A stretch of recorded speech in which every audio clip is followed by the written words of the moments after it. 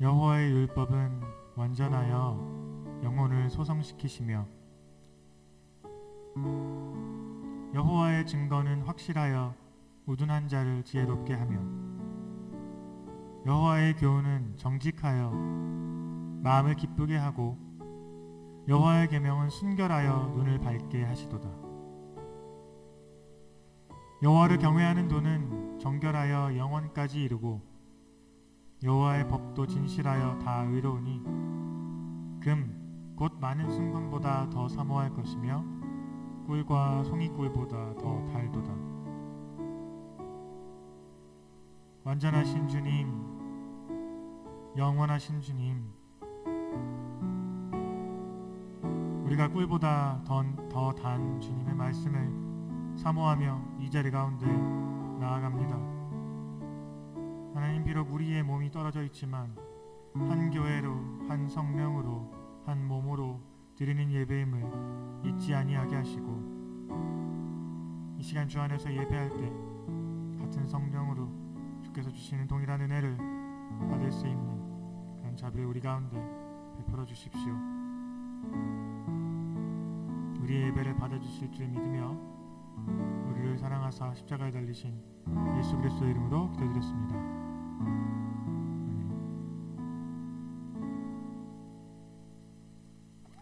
예배 나오신 여러분을 주님의 이름으로 환영합니다. 저희 이 시간 같이 계신 자리에서 찬양하실 때 주께서 주시는 기쁨을 함께 누리며 찬양할 수 있으면 좋을 것 같습니다. 찬양하시겠습니다.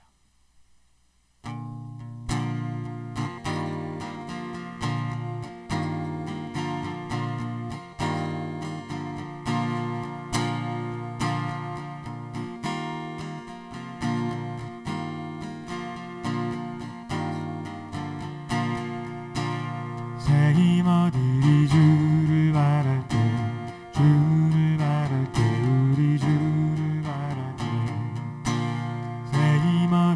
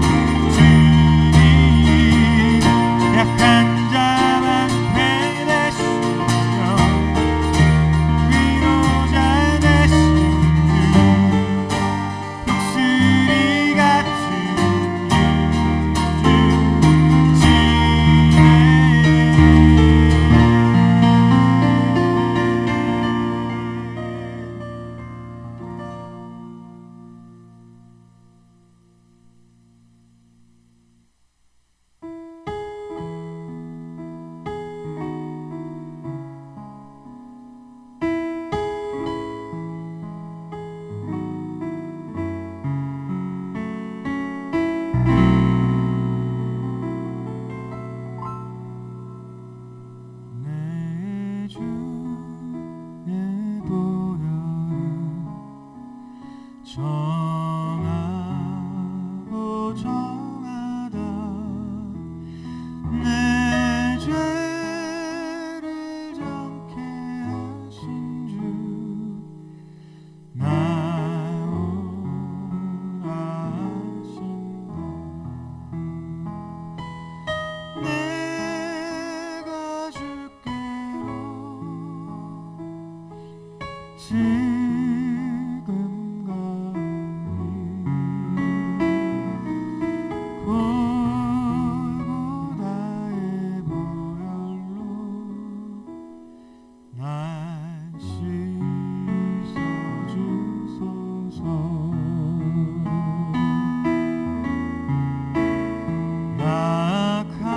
나아가고 주에도 주께로 나가며 힘 주시고 내 주함을 고치소주시네.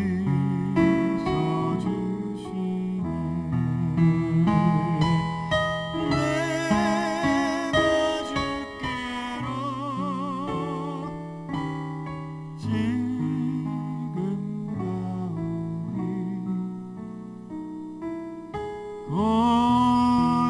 골고다의 보혈로 날 씻어주소서.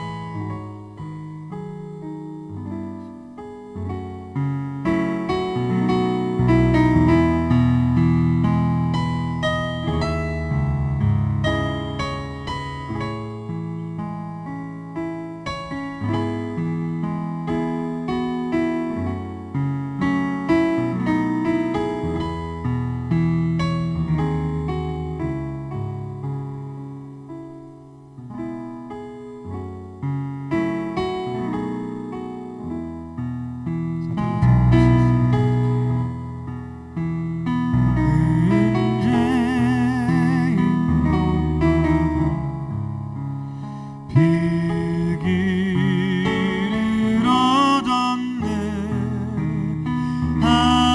한없이 넓고 큰 은혜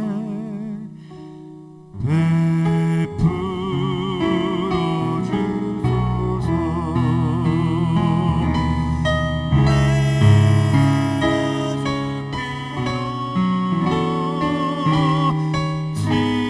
지금 가오니 골고다의 보혈로 날 씻어주소서.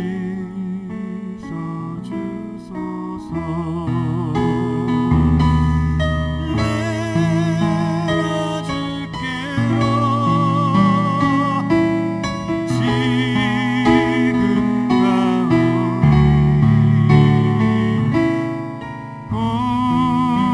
골고다의 보혈로 날 씻어주소서.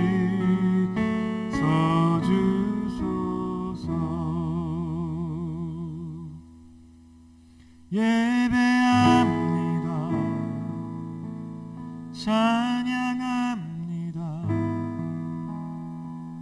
주님만 날 다스리소서. 예배합니다. 찬양합니다. 주님 홀로 높임 받으소서. 예배합니다. 찬양합니다. 주님만 날 다스리소서. 예배합니다.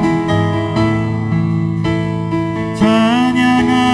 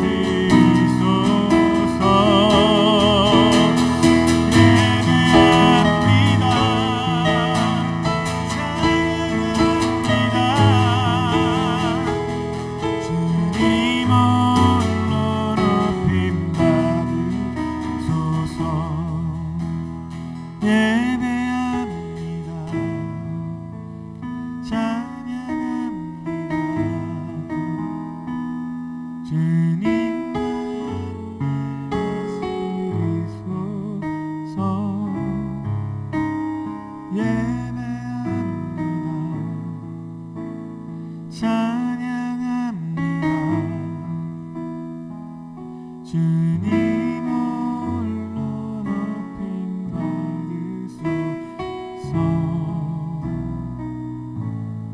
주님 홀로 높임 받으소서.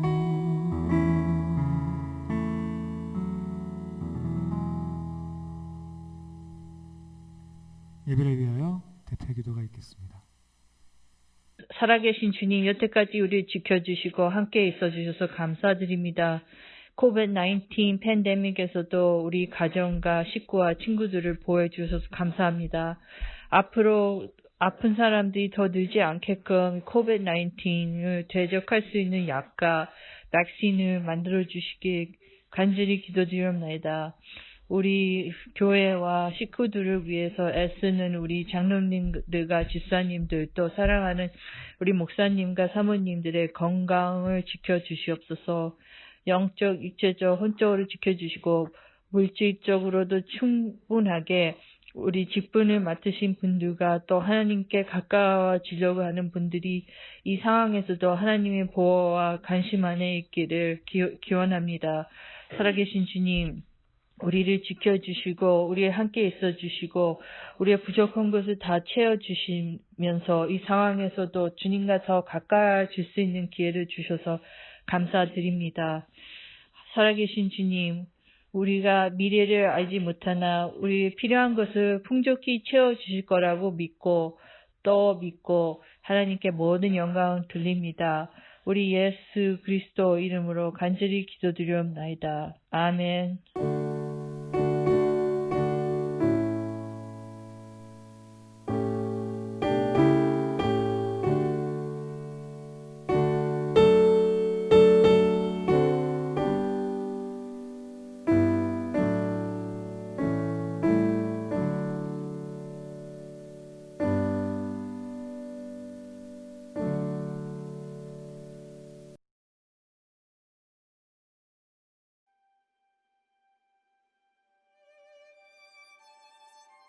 In Jerusalem, just past the Sheep Gate, there was a mysterious pool called Bethesda.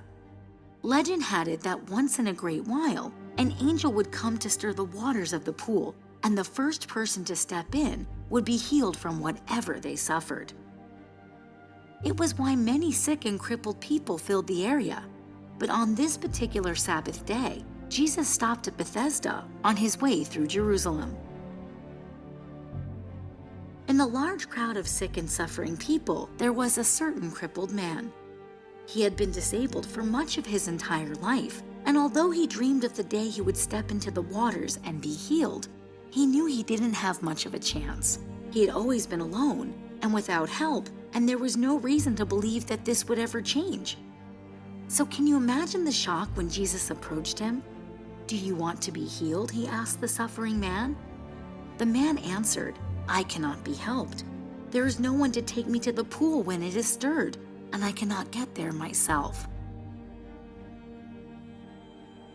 The event was attracting the curiosity of onlookers, wondering what Jesus was doing, and the criticism of religious leaders, waiting for some reason to hate him even more. But Jesus paid no mind to the surrounding crowd. He said to the man, "Get up, take your mat, and walk." And at once, the man was healed, and he picked up his mat and walked. When the religious leaders saw the man walking around with his bed, they spoke to him. "It's the Sabbath. Who told you to pick up your bed and walk?" But the man did not know the name of his healer. Later that day, Jesus found the healed man in the temple, and it was then that he revealed himself. He was Jesus, the one who had delivered him from a life of disease and suffering. Jesus said to him, "You have been made well. Sin no more, that nothing worse will ever happen to you." The man now knew who his Savior was, and that he was healed. He was forgiven, and he was given the opportunity of a brand new life.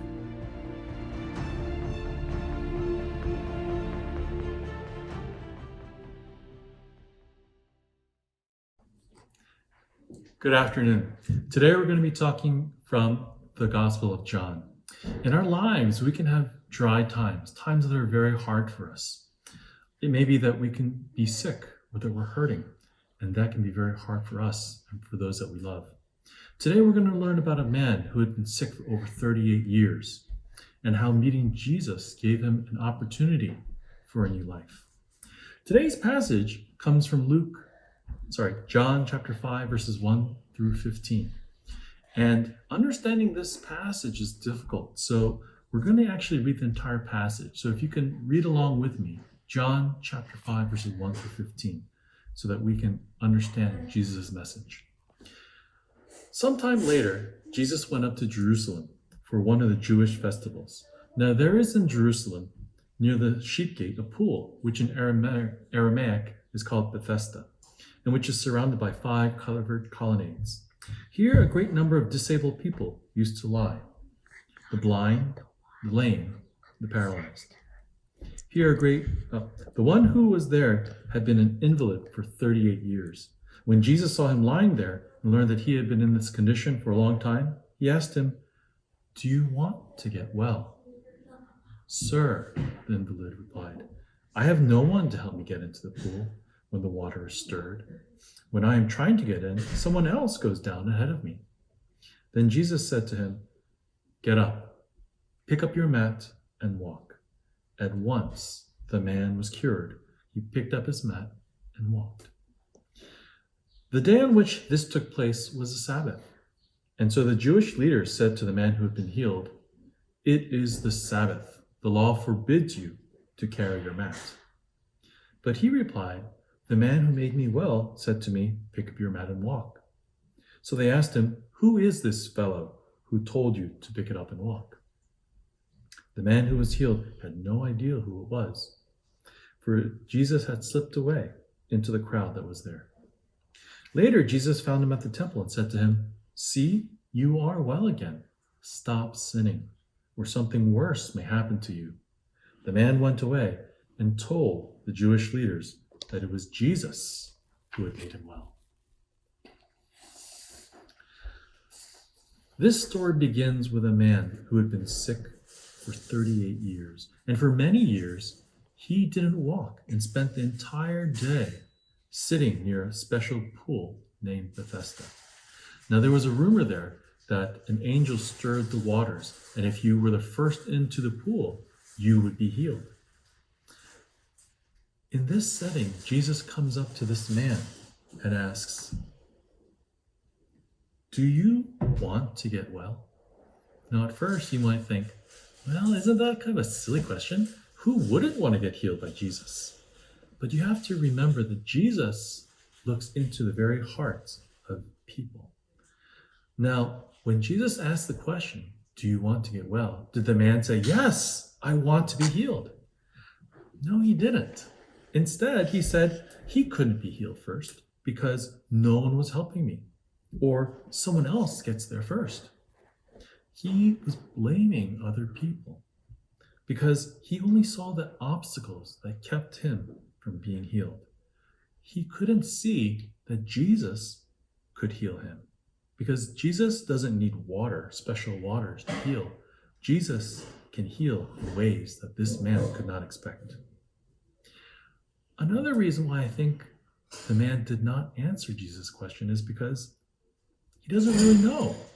He's actually quite comfortable with his life. He can complain whenever he wants. He can blame other people for his problems. And he can do all this while lying down. Nobody expects him to do anything. And so he can do whatever he wants, whenever he wants. If he were healed, that would all change. And he would have to take responsibility in his life. So when Jesus asked the question, "Do you want to get well?" Jesus really is asking this man if he wants to choose with his heart to become well and to accept responsibility for taking on a new life. As a man was walking away from the pool after being healed by Jesus, did he go about shouting and rejoicing and saying, "I'm healed, praise the Lord"? No, he didn't. It is true that he did get up and he did take his mat and walk. But when the Jewish leaders saw him, they said, You can't carry your mat on the Sabbath. Now, the man could have responded in several ways. He could have said, "Oh, sorry, I won't do that anymore." Or he could have said, "I was just miraculously healed, and I just happened to be on my way home to take my mat back." Instead, he actually kind of blamed Jesus. He said, "The man who made me well told me to pick up my mat and walk." Now, do you think that sometimes we forget to see the forest through the trees? Jesus had just miraculously healed a man who had been sick for 38 years. He had told this man who hadn't walked in years to stand up, to carry his mat and walk.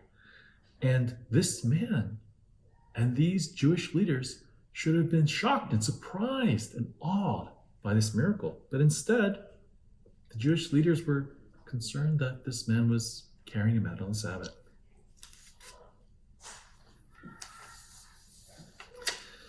It's also interesting to note that this man wasn't focused on the fact that he was now miraculously healed. Instead, he wasn't yet ready to be responsible for himself. He kind of liked blaming people. And so he blames Jesus for getting him into trouble with the Jewish leaders. Now, we too can be like this. We can try to blame other people for our problems. If something goes wrong, it's somehow someone else's fault. My brother made me do it. My teacher gave me too much homework. The government is making me stay home, so there's nothing I can do, and I'm bored. When the man sees Jesus again, Jesus has a warning for this man. He says, "See, you are well. Stop sinning, or something worse may happen to you." Now, when Jesus commands this man to stop sinning, it really means that there are two things. One, it means that this man had been sinning. He wasn't just sick for 38 years, he was sinning for 38 years, at least. And second, it also means that he was still continuing to sin while he was talking to those Jewish leaders. What was this man's sin that Jesus was telling him to stop? It was a sin of having a grumbling, complaining attitude and of blaming other people. Now, Jesus may have miraculously healed this person's, the body sickness, but this man's heart was still in the dark. He still wanted to blame other people for his problems. In verse 15, it says, "The man went away from Jesus and told the Jewish leaders that it was Jesus who had made me well." When Jesus saves us, he wants to give us a new life and a new reason for loving other people, a new reason for being blessed and being a blessing for others. But we have to choose to be healed, and we have to choose to stop sinning so that we can transform our attitudes by the power of the Holy Spirit. We may not be able to control our circumstances, but we can control the attitude of our hearts, the actions of our hands, and the words that our lips speak. When Jesus heals us, we shouldn't lie back onto our old mats and go back to our old ways. Instead, we should see what adventures Jesus has for us in store for us this day. We have several questions to go over today.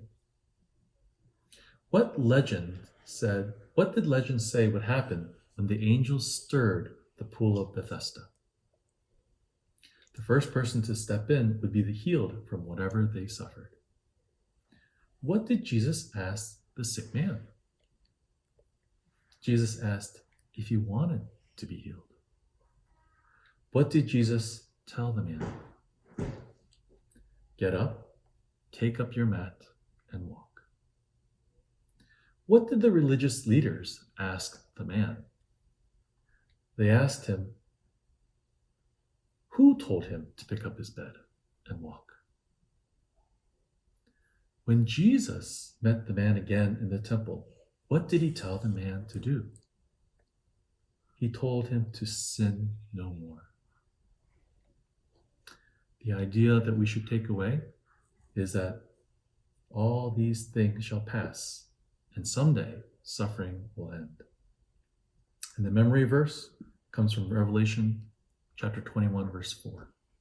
He will wipe away every tear from their eyes, and death shall be no more. Neither shall there be mourning, nor crying, nor pain any more, for the former things have passed away. Let's pray.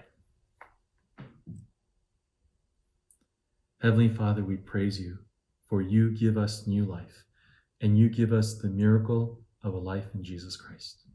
We pray, Lord, that you will help us to choose to embrace this life, a life of transformation and of change, of being empowered to choose the attitude of our hearts, to choose the actions of our hands and the things that we speak. Help us, O Lord, not just to stand up and walk, but Lord, to walk with you. We thank you for loving us. We thank you for the truth of the gospel that sets us free. In Jesus Christ's name we pray. 아멘. 교회 소식입니다. 예배 참석하신 모든 분들을 주님의 이름으로 환영합니다. 주보를 참고해 온 성도가 함께할 기도 제목을 놓고 기도해 주시기 바랍니다. 뉴욕 주정부의 단계별 경제 정상화 계획에 따라 6월 12일부터 핑거레이크 지역은 3단계에 진입하게 되었습니다. 다만 주일 예배는 교회 건물 사용 등에 관한 코넬 대학의 별도 결정이 발표될 때까지 12시 45분부터 온라인으로 드려집니다. 헌금에 관해 안내해 드립니다. 모아두셨다가 예배당에 모이는 주일에 헌금하셔도 되고 혹 미리 보내기를 원하시는 분은 개인 체크를 사용하셔서 아래 교회 주소로 보내주시기 바랍니다. 온라인 헌금 방법은 매주 주일 예배 안내를 위해 보내드리는 이메일 혹은 교회 웹사이트 교회 소식란에 상세하게 설명되어 있으니 참고하시기 바랍니다. 다음 주는 비전센터 헌금이 있는 주일입니다. 비전센터는 소그룹 활동의 활성화, 지역사회 전도와 봉사, 기숙사로 사용될 것입니다. 2020년 성경일독 1기가 마무리되었습니다. 2020년 2기 성경일독팀을 모집합니다. 마감일은 6월 30일까지이며 7월 1일부터 시작합니다. 신청은 카톡이나 이메일로 담임 목사님께 연락 주시기 바랍니다. 중고등부 제자 양육 훈련이 5월 23일부터 진행 중입니다.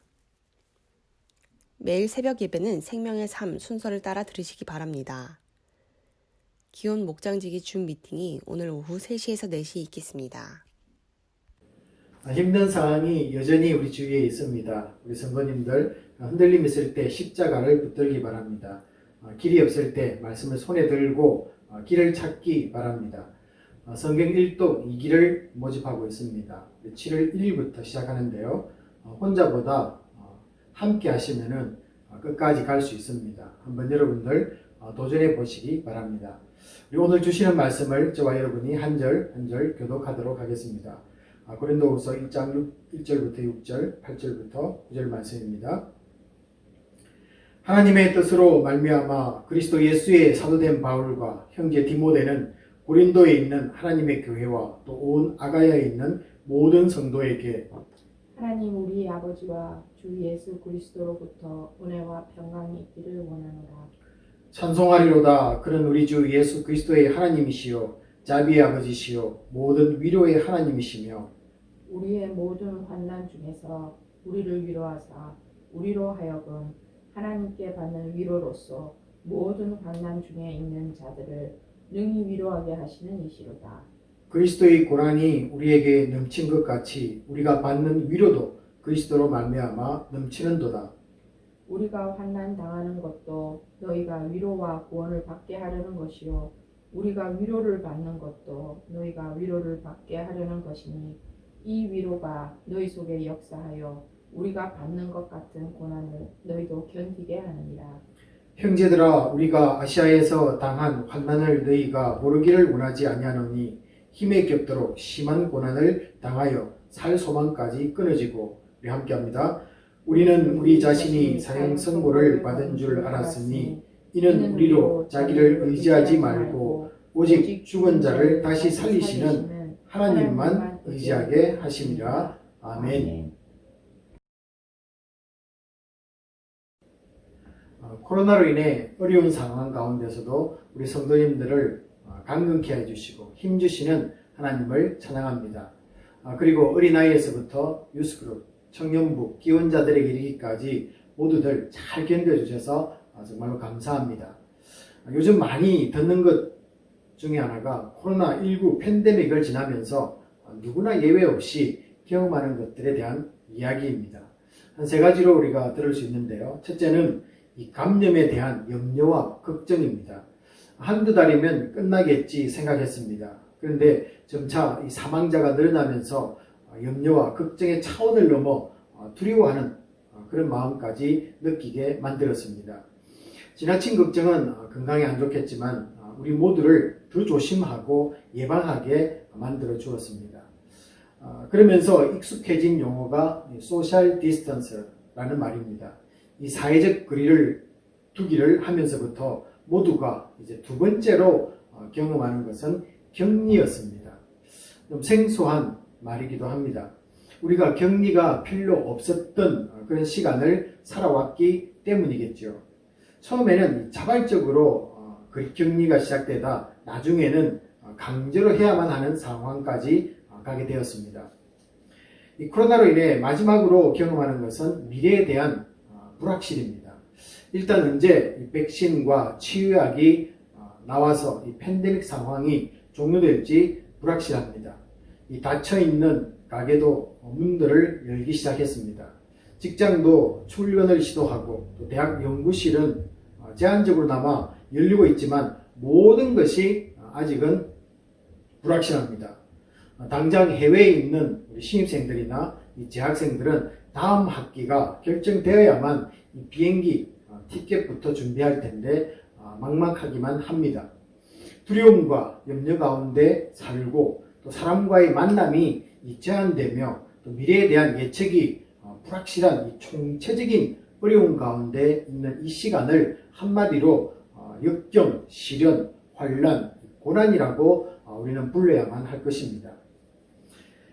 살면서 이 고난당하고 있다는 느낌이 들 때가 종종 있습니다. 갑자기 나도 모르게 어려움이 찾아올 때입니다. 그때 주위를 돌아보면 나만 져야 하고 다들 편안해 보입니다. 슬프기도 하고 억울합니다. 이때 자연스럽게 왜 나만 고난당하는가 라는 이 원망이 자연스럽게 터져나오기도 합니다. 다음은 전쟁이나 전염병이 발생해서 모두가 다 어려운 시간을 보낼 때에도 이 자신만 고난당한다는 느낌을 들 수가 있습니다. 이때는 다들 힘들지만 내게 더 고난이 오는 경우가 될 것입니다. 이때도 역시 왜 나만 유독 더 힘든 일을 주시느냐고 이 하나님을 향해서 원망할 수가 있습니다. 그런데 오늘 말씀을 우리 자세히 한번 보시면요, 이 나만 고난당한다고 생각하는 그 고통을 우리 모두가 당한다고 말하고 있습니다. 오늘 이 4절에 우리의 모든 환난 중에서 이 우리라는 말은 1절을 보시면요, 모든 성도를 지칭한다는 것을 알 수 있습니다. 자, 그렇다면 성도 모두는 환난을 당할 수 있다는 말로 들려지기 시작합니다. 이 고난을 겪는 시간이나 종류에는 차이는 있을 수 있겠지만 예외인 성도는 없다는 그런 뜻이 되겠죠. 그러므로 나만 고난받는다는 생각에서 우선 우리는 벗어나야만 합니다. 사실 나만 고난당하지 않습니다. 서로 잘 알지 못하고 또 관심이 없어서 이 남의 문제를 듣지 못했을 뿐입니다. 고난이 없다는 사람을 저는 지금까지 만나보지 못했기 때문입니다. 여기서 하나 우리 주의해야 할 것이 하나 있습니다. 성도 누구에게나 고난은 올 수 있다는 말은 나도 받으니 당신도 곧 당할 거야 라는 그런 의미는 아닙니다. 같이 힘든 상황에 있을지라도 더 심하게 고통을 느끼는 이 성도를 위로할 수 있어야 하고 또 고난당하는 사람을 보면은 성도는 위로하는 자가 되어야 한다는 뜻으로 이 말씀을 받아들여야만 할 것입니다. 4절을 보시면요, 우리가 이 환난 중에 있을지라도 하나님은 우리를 위로하사 우리로 하여금 하나님께 받은 그 위로를 가지고 모든 환난 중에 있는 다른 사람을 능히 위로하라고 말씀하기 때문입니다. 하나님은 성도 누군가를 먼저 위로합니다. 그리고 그 위로받은 사람을 통해서 다른 사람을 또 위로하게 하십니다. 내가 남을 위로할 수 있는 것은 고난을 안 받았기 때문이 아닙니다. 나도 같은 어려운 상황이지만 다른 사람보다 먼저 위로를 받았기 때문입니다. 하나님이 나를 위로하는 이유 중에 하나입니다. 하나님으로부터 받은 위로를 가지고 모든 환난 중에 있는 하나님의 백성, 우리의 이웃을 위로하라는 뜻이 담겨져 있습니다. 여러분, 우리 주위를 둘러보면 위로받아야 할 분들이 정말로 많습니다. 다들 이 코로나로 한 집에 사는 가족들 외에는 거의 안 만나는 상황까지 겪었습니다. 이 가까운 동네에 산책을 나가면은 마주치지 않으려는 분이 있습니다. 멀리서부터 다른 방향에서 걸어오는 이 나의 이웃도 나의 밝은 미소에 위로를 필요로 합니다. 이 코로나 확진 검사를 받고 이 학교 시설에서 며칠 동안 자가격리를 했던 학생도 있었습니다. 얼마나 마음 졸였겠습니까? 접촉을 한 분들 마음도 불편했을 것입니다. 격리가 우리 모두에게 이 외로움을 경험케 했습니다. 줌이나 아니면 영상으로 만나고 대화는 하지만 실제 만나는 그 정겨움에 비길 수는 없을 것입니다. 우리 아이들은 뛰어다녀야 잠도 잘 자고 성장도 할 텐데 학교도 못 가고 집에서만 거의 생활을 하고 있습니다. 운동량이 엄청나게 부족한 상태입니다.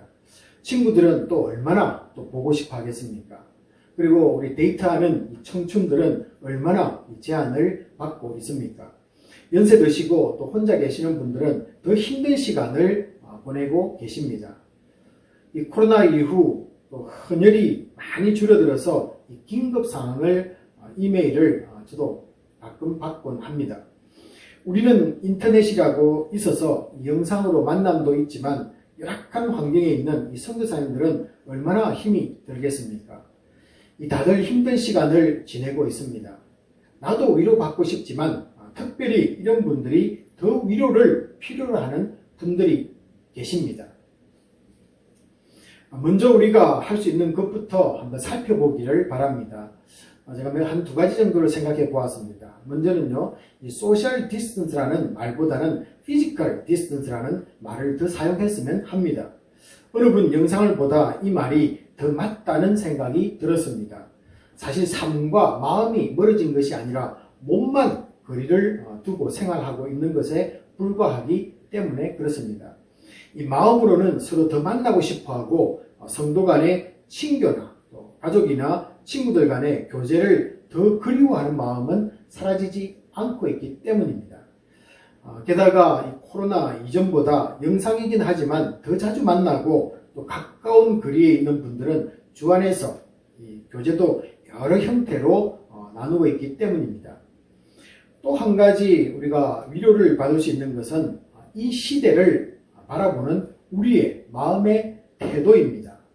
이 믿음의 성도들은 늘 우리가 사는 이 시간을 이 마지막 때를 준비하는 마음을 갖고 있어야만 합니다. 반드시 주님 오실 것입니다. 그 시간을 기다리며 앞으로 올 환난이나 그리고 시련에 대비해서 미리 훈련받는다는 생각으로 살게 되면 좀 위로가 우리에게 더해질 줄로 믿습니다. 우리 다시 한번 우리 본문으로 돌아가서 이 고난에 대해 잘못 이해하는 것을 하나 더 짚고 넘어갔으면 합니다. 고난당한 분들 말을 들으면 간혹 어떻게 나에게 이런 고난이 올 수 있는가 라고 말씀하는 분이 계십니다. 여러분, 제가 말씀드린 이런 고난이란 이 말 가운데는 내가 원하지 않았고 또 기대하지 않았던 일이 나에게 일어났다는 그런 의미가 되겠습니다. 특히 남한테 이 나쁜 소리 안 듣고 남들 도우며 바르게 살았는데 어느 날 엄청난 고난이 찾아옵니다. 시작한 사업이 순조롭게 잘 되어가다 갑자기 경제적 어려움을 당할 수도 있습니다. 뜻하지 않는 사고를 당할 수도 있습니다. 이런 종류의 고난이 왜 나에게 일어나냐는 질문에 이 4절에 우리의 모든 환난이라는 말 중 특별히 이 모든이라는 단어가 우리에게 답을 주고 있습니다. 이 모든 환난이라는 말에는 내가 원하지 않은 것, 기대하지 못했던 모든 것들을 사실은 포함하고 있습니다. 사실 인생 살면서 모든 일들이 일어날 수 있습니다. 그러므로 정말 억울한 일이 믿는 성도들에게도 일어날 수 있다는 것을 우리는 알고 살아야만 합니다. 기적까지 일으키며 병든 사람들 고쳐주신 예수님을 한번 보시기 바랍니다. 그분에게는 전혀 힘든 일이 안 일어날 것이라고 착각해서는 안 됩니다. 이 하나님의 아들이 인간의 몸으로 왔다는 것 자체가 인생이 겪는 이 모든 고난 가운데 들어왔다는 그런 의미가 되겠습니다. 자, 그래서 오늘 이 본문의 5절에 이 그리스도의 고난이라는 말은 단지 십자가에서 당하신 육신의 아픔만을 이야기하고 있지 않습니다. 그런 고통은 옆에 있던 강도들도 경험했습니다. 그리고 로마 시대 수많은 십자가 사형수들도 아마 느꼈을 것입니다. 자, 그렇다면 이 십자가형의 아픔의 차원을 뛰어넘는 이 고난으로 우리는 이 본 말씀을 이해해야만 합니다. 그것을 우리가 잘 알 수 있는 본문은요, 이사야 53장 우리 4절에서 우리의 질고라는 말이 그 의미를 잘 설명해 주고 있습니다. 주님이 십자가를 지실 때 우리의 질고를 다 지고 십자가에 올라셨다라고 말할 때 이 우리의 질고라는 말입니다. 특별히 우리의 질고라는 말은 인간이 이 죄 가운데 살아가면서 경험하게 되는 모든 것을 의미합니다. 때로는 전쟁으로 가족을 먼저 보낼 수도 있고, 기근으로 모든 것을 한순간에 잃을 수도 있고, 질병으로 아플 수도 있는 모든 인생살이의 아픔을 내포하고 있습니다. 성도는 온갖 종류의 고난과 고통이 나를 빠뜨리고 지나갈 것이라고 착각해서는 안 됩니다. 그러므로 이 5절 말씀에 이 그리스도의 고난은 이 세상 사람들이 경험하는 온갖 고난을 다 품으신 이 주님의 고난이라고 받아들여야만 됩니다.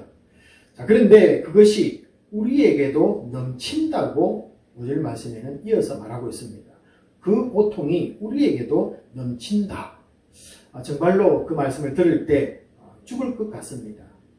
여러분, 그러나 정말로 그럴까요?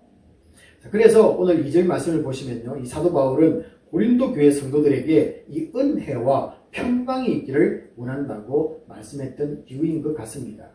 여기서 이 은혜와 평강은 힘든 일이 없어서 행운이고 마음이 편하다는 그런 의미가 아닙니다. 은혜는 운이 좋은 것과는 완전히 다른 것입니다. 오히려 불행이라고 말하는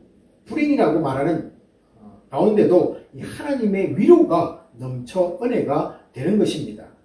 이 5절을 다시 보면은 이 고난이 넘쳐나면은 그에 못지않는 이 그리스도의 위로도 풍성하기 때문에 성도는 모든 종류의 이 고난 가운데도 버티고 설 수가 있습니다. 여러분, 이런 시스템이 우리 가운데 작동하고 있다는 것이 너무 큰 위로가 되지 않습니까? 절대로 우리를 버리지 않으시는 주님을 바라보시면서 힘을 내시기 바랍니다. 자, 그러면 이제 고난당할 때 하나님이 위로를 더해주는 이유를 알아야만 할 것입니다. 왜 우리가 고난당할 때 하나님은 우리에게 위로를 더해주시느냐, 그런 말씀이겠죠. 이 4절 말씀에 보시면요, 우리의 모든 환난 중에서 우리를 위로하사 우리로 하여금 하나님께 받는 위로로서 모든 환난 중에 있는 자들을 능히 위로하기 위함이라고 말하고 있습니다. 굉장히 중요한 것입니다. 더 힘들고 아파하는 다른 사람을 위로하기 위해서라고 우리를 위로한다 라고 말씀하고 있습니다. 그러므로 성도는 자신이 고난당하면서도 남을 위로할 수 있는 사람이라는 것이 확실해야만 합니다. 정말로 힘든 일을 당한 사람이 지금 막 고난당한 사람에게 자신의 경험담을 들려주면 위로가 되곤 합니다. 제가 중학교 때 중학교를 지나면서 고등학교에 입학하면서 경험한 일입니다. 중학교에서 만난 친구들이 대부분 그대로 올라가지만 더 많은 지역에서 이 다양한 삶을 가진 친구들을 만나는 것이 고등학교입니다. 저는 아버지가 일찍 돌아간 것이 참 충격이었고 아픔이었습니다. 그런데 고등학교에서 만난 이 친구들 중에는요, 이 양 부모님이 다 돌아가시고 작은 아버지 집에 사는 친구를 보면서 저는 이야기도 꺼낼 수가 없었습니다. 이 죽을 것 같은 이 고난 가운데 있는 사람이 이 다른 사람의 이야기를 들으면 위안을 얻을 때가 많습니다. 이 모습을 오늘 본문 말씀 6절 중반 이하는요, 이렇게 말합니다. 우리가 위로를 받는 것도 너희가 위로를 받게 하려는 것이니 이 위로가 너희 속에 역사하여 우리가 받는 것 같은 고난을 너희도 견디게 하느니라고 말씀하고 있습니다. 여러분, 우리가 위로하는 것은요, 내 말솜씨가 하는 것이 아니라는 것입니다. 분명히 하나님이 위로가 되도록 역사를 해주신다고 말씀하고 있습니다. 우리가 말씀을 나누고 우리가 내 경험을 남들에게 말할 때 그 속에서 보이지 않으시는 하나님의 역사가 이루어지고 있다고 분명히 6절 말씀은 말해주고 있습니다. 이 고난은 성도의 교제를 통해서 그 속에서 역사하시는 하나님을 체험하는 시간입니다. 그래서 우리에게 힘든 시간이 올수록 주 안에서 성도의 교제를 멈추지 말아야 하는 이유가 바로 여기에 있는 것입니다. 지금 우리가 처한 상황이 바로 성도 간의 이 교제가 절실한 때입니다. 뉴스를 보면은 이 팬데믹 상황이 길어지면서 이 스트레스와 또 불면증, 우울증까지 일으킨다고 소식을 우리에게 전해주고 있습니다. 정신적으로 힘든 분들이 있다면 6절 상반절에 우리가 환난을 당하는 것도 너희가 위로와 구원을 받게 하려는 것이다 는 이 말씀을 꼭 기억하기 바랍니다. 힘들 때일수록 더욱 내가 믿는 이 하나님이 얼마나 나를 위로해 주시며 또 강하게 붙잡아 주는 것임을 다시 고백하시면서 하나님께 더 가까이 나아가시기 바랍니다. 이 모든 것을 이기고 사망에서 부활하신 주님이 나를 새롭게 하며 자신감과 소망을 일으켜 주십니다. 내 속에 일어나는 이 죽을 것 같은 두려움을 사라지게 만들 줄로 믿습니다. 여러분이 사람 만나는 것이 두렵고 이 상황을 미리 생각하고 또 걱정하는 염려들을 사라지게 역사하시는 분이 내 속에 계십니다. 그리고 여러분 속에도 계십니다. 우리를 사랑하사 이 자신의 몸까지 내어주시며 십자가에서 죽으시고 살아나신 주님이 보낸 바로 성령님이십니다. 내가 믿는 이 삼위일체 하나님은 오늘 본문 말씀 3절 말씀처럼 모든 위로의 하나님이 되십니다. 내가 가진 어떤 문제도 이 주 안에서 위로받고 해결받을 수 있다는 말씀입니다. 이 우울증과 이 공황장애로 이 마음의 고충이 있는 분은 대화하기에 편한 분과 이 남들에게 말하기 힘든 이 기도 제목을 1대1로 이렇게 나누면서 성도의 교제를 시작해 보기 바랍니다. 얼굴과 또 얼굴을 처음부터 보기 힘들면 간접적으로 카톡으로 소통하며 또 주 안에서 이 위로를 넘어 치유함받기를 원합니다. 오늘 본문 말씀 이 8절을 보시면요, 바울 자신도 이 당한 환난은 너무 심해서 이 살 소망까지 끊어질 정도였다고 우리에게 말해주고 있습니다. 여러분, 얼마나 사도 바울이 힘들었으면 살 소망까지 끊어졌다. 이 심적인 고충을 우리에게 말씀해주고 있는 것입니다. 이 사도 바울이 겪은 심한 마음의 고충들이 많지만은 오늘 이 본문 1절 이 한 절에서요, 하나님의 뜻으로 말미암아 그리스도 예수의 사도된 바울이라는 이 말에서 하나를 우리가 찾아볼 수가 있습니다. 이 바울은 이방인들에게 복음을 전하는데 쓰임 받았고 많은 이 신약의 이 서신서의 저자이기도 합니다. 그런 사도의 이 마음을 늘 짓누렸던 것은 그의 사도권에 관한 논쟁이었습니다. 저 사람은 사도가 아닌 것 같아 라는 이 사도권에 관한 이야기입니다. 당시 사도권은 이 바울이 전하는 이 복음의 진정성을 보장해 주는 것이기 때문에 대단히 중요했습니다. 다른 사도들은 이 주님을 직접 보고 따랐던 것에 비하면 바울은 그렇지 못했습니다. 바로 이것이 늘 사람들로부터 바울을 공격당하게 만드는 원인이 되었던 것입니다. 자, 그러나 오늘 이 본 말씀 이 9절에서 보여주듯이 심한 이 정신적 스트레스를 받는 가운데도 바울은 자신을 의지하지 않고 오직 하나님만 의지하라는 그분의 뜻을 발견하게 됩니다. 하나님만 바라보아라. 자, 이것이 고난의 유익입니다. 이 고난은 하나님만 바라보게 합니다. 왜냐하면 다른 것 의지해 보았자 도움이 안 되는 것 철저하게 알게 하시는 시간이기 때문입니다. 이 고난은 외형상 우리에게는 힘겨운 시간입니다. 한편으로 하나님 입장에서는 하나님이 하나님 되시는 즐거운 시간이 됩니다.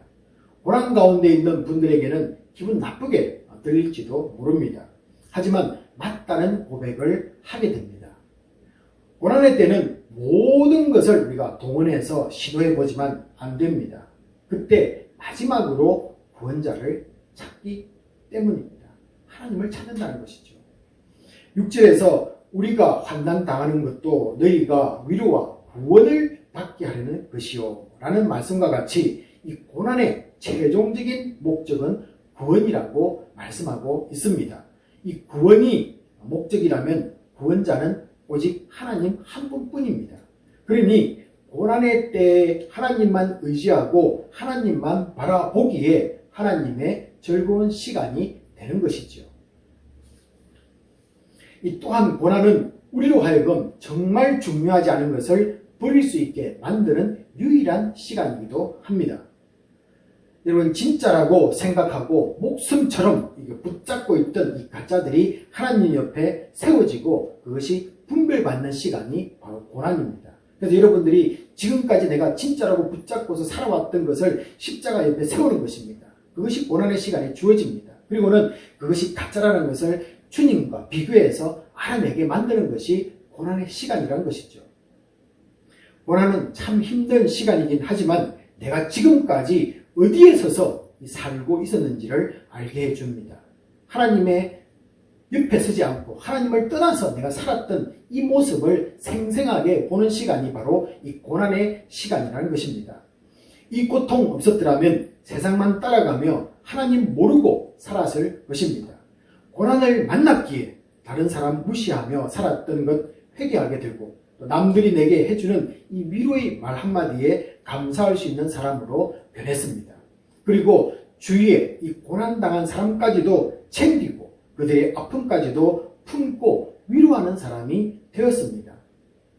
내 위로를 받는 그 사람이 위로받음으로 끝나지 않기를 기도하는 사람이 되었습니다. 그가 고난을 넘어 이 구원에 이르는 은혜가 흘러넘치기를 기도하는 사람으로 변하게 되었습니다. 여러분, 이것이 고난의 유익들이라고 말할 수 있습니다. 여러분은 이 고난의 유익들을 우리가 겪고 있는 이 시간에 마음껏 누리셔야만 됩니다. 고난을 아픔으로만 보지 말고 이 고난을 통해서 부어지는 이 유익을 바라보며 위로받는 성도가 되기를 주님의 이름으로 축복합니다. 이 시간은 우리 주시는 말씀 붙잡고 잠시 통성으로 기도하도록 하겠습니다. 우리에게 고난이 있다면 하나님만 바라보기 원합니다. 그리고 고난으로 인해서 힘들고 어려운 분들을 더 챙기고 위로할 수 있는 사람이 되기 원합니다. 그리고 이 어려운 시간에 우리가 위로를 받는 것으로 끝나는 것이 아니라 구원에 이르는 하나님의 놀라운 은혜가 이 땅에 흘러넘칠 수 있도록 우리 같이 한번 이 세 가지를 놓고 동성으로 기도하도록 하겠습니다. 기도하시겠습니다. 아버지 하나님, 우리가 살아가는 인생 가운데서 우리가 예상하지 못했던 일도 우리 인생 가운데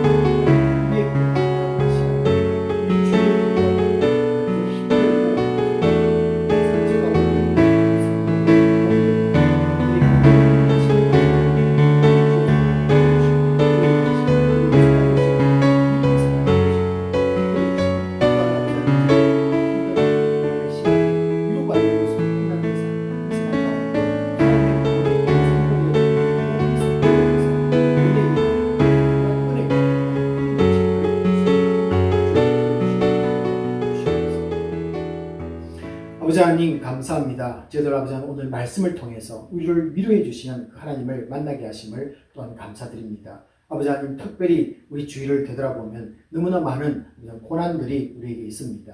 우리가 예상하지 못했던 일들이 우리에게 일어나기도 하고 또 저희들 아버지 하나님 많은 사람들이 생명을 잃어가는 이 고난 이 팬데믹이라는 이 상황 속에 또 저희들이 놓여 있습니다. 아버지 하나님 우리를 위로해 주시고 특별히 아버지 이 고난의 시간에 하나님을 바라보는 우리의 믿음이 자라나기를 소원합니다. 주님께만 우리의 초점이 맞춰질 수 있도록 도와주시고 우리가 정말로 붙잡고 있었던 이 잘못된 것들 아버지 하나님이 원하지 않는 것들을 버릴 수 있는 이 담대한 마음도 이 고난의 시간에 저희들 허락받기를 소원합니다. 저희들 아버지 하나님 주님 앞에 더욱더 나아가서 우리의 고충의 문제를 주 앞에 내어놓고 기도하는 자가 되게 하시고 또 그럴 때 우리의 것만 구하는 자가 아니라 우리 주위를 되돌아보며 아버지 하나님 더 가슴 아파하고 더 힘들어하고 더 고통 가운데 있는 우리 형제들을 바라볼 수 있는 이 따뜻한 마음 그리스도의 마음이 우리 속에 있기를 소원합니다. 주여 그들에게 사랑을 베풀기를 원합니다. 주여 우리의 관심이 멈추지 않도록 도와주시고 그들에게 더 나아가서 사랑을 나눌 수 있는